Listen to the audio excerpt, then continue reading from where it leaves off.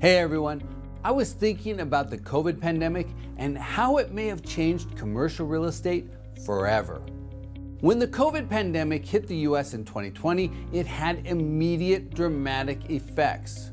There was the health impact and the loss of life, but I want to focus on how the crisis affected the economy and commercial real estate over the short term and, more importantly today, the long term. The immediate effects of the pandemic included massive job losses, totaling nearly 22 million positions in just 2 months. But at this point, those jobs have been fully recovered, and the US now employs 3.3 million more people than it ever has in its history. The pandemic also spawned waves of stimulus. That money has pretty much been spent, but it still lives on in our economy in the form of inflation.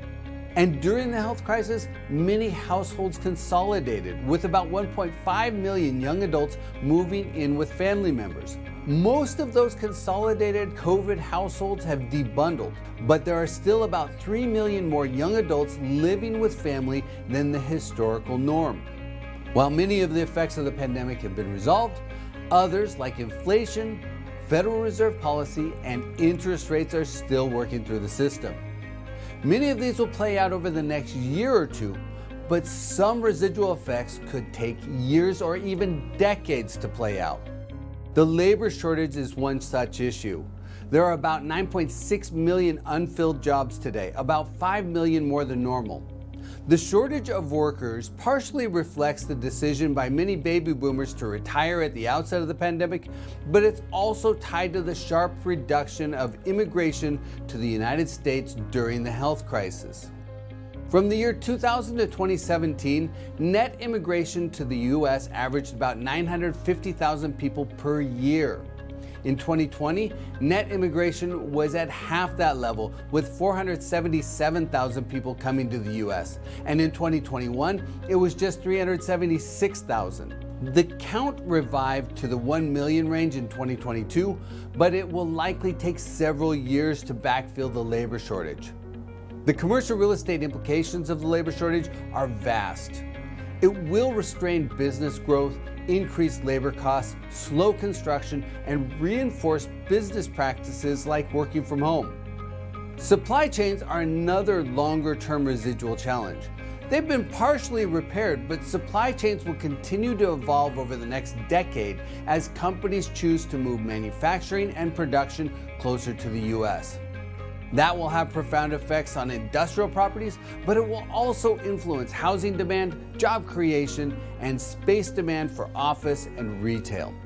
A third residual effect of the pandemic that will influence commercial real estate demand is population migration from the urban core of major cities to the suburbs and to smaller cities. That trend was already emerging before the pandemic, but it was amplified by the health crisis. When offices shut down and people were allowed to work from home, it empowered office workers to move to the suburbs or to entirely different cities. You can see the impact on the vacancy rates of suburban apartments relative to their urban counterparts. The trend's also visible in office vacancy rates.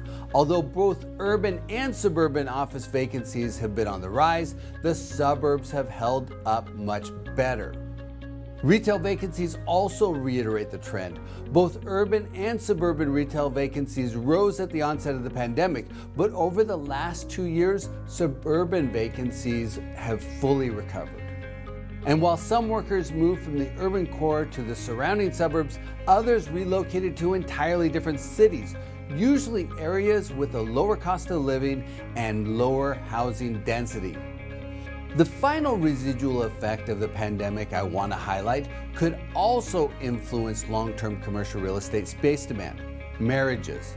During the health crisis, many put marriage on hold.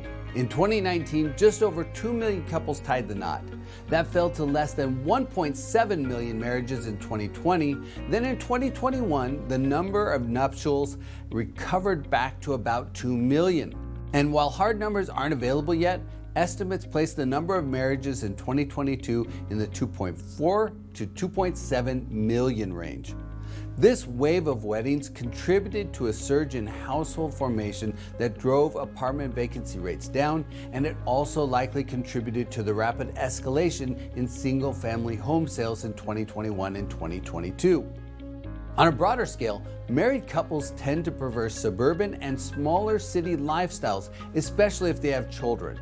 And that will perpetuate the migration trend boosted by the pandemic.